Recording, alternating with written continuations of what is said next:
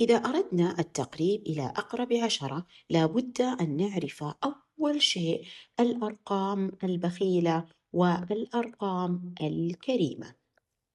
الأرقام الأرقام البخيلة هي 5 أرقام تبدأ من 0 1 2 3 4. ذولي 5 أرقام. والأرقام الكريمة أيضا 5 أرقام اللي هي 5 و6 و7 و8 و9. ثانيا، إذا أردنا التقريب إلى أقرب 10 لابد أن يكون الناتج إلى أقرب 10 لابد أن يكون الناتج أحد هذه الأرقام 10 أو 20 أو 30 أو 40 أو 50 أو 60 أو 70 أو 80 أو 90. الأرقام البخيلة ثالثاً الأرقام البخيلة تبقي الرقم كما هو. تبقي لنا الرقم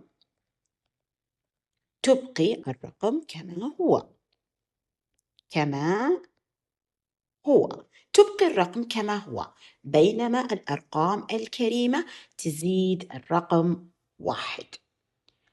رابعاً، عندما يطلب مني التقريب إلى أقرب 10، إذا أردنا التقريب إلى أقرب 10 لابد أن نحدد منزلة العشرات.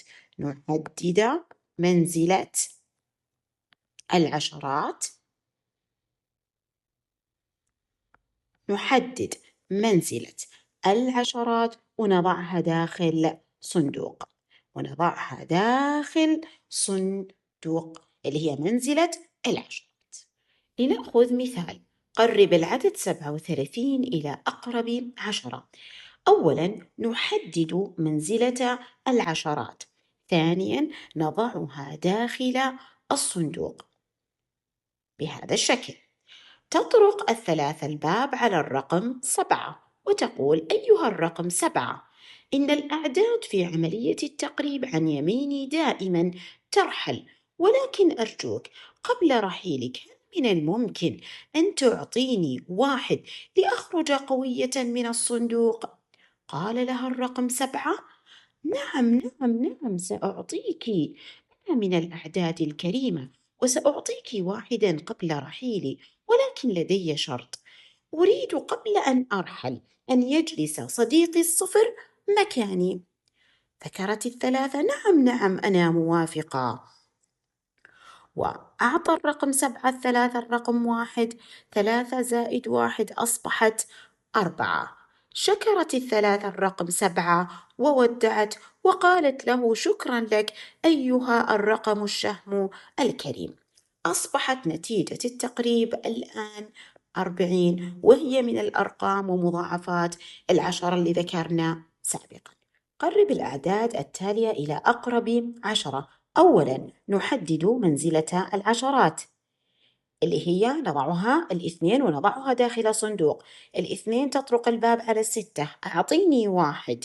نعم سأعطيك 1 لأنني أنا من الأعداد الكريمة، ولكن بشرط أن يجلس الصفر مكاني ليحفظ منزلتي. ثم تعطي 6 1 لل2 زائد 1. 2 زائد 1 ستصبح 3.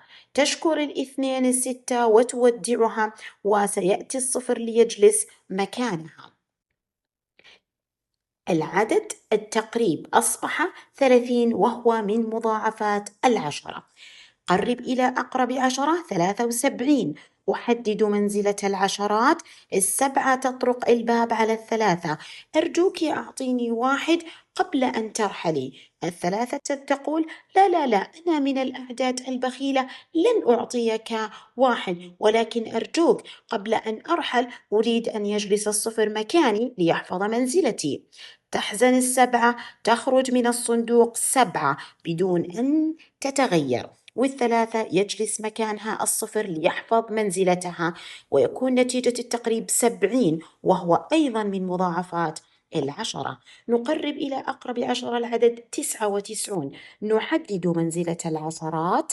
تطرق الباب التسعة على التسعة طبعا وتقول لها أرجوك أعطيني واحد. التسعة تقول نعم أنا من الأعداد الكريمة، راح أعطيك واحد، ولكن قبل أن أرحل سأضع الصفر، سيجلس الصفر مكاني.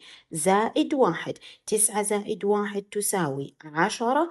إذا نكتب الصفر وننتبه، هذه من المسائل اللي يخطئ فيها الكثير من الطلاب.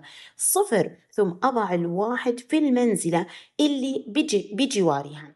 إذا كان ما في أي رقم فينزل الواحد زي ما هو، والتسعة ينزل الصفر ويحفظ مكانها، تصير نتيجة التقريب 100.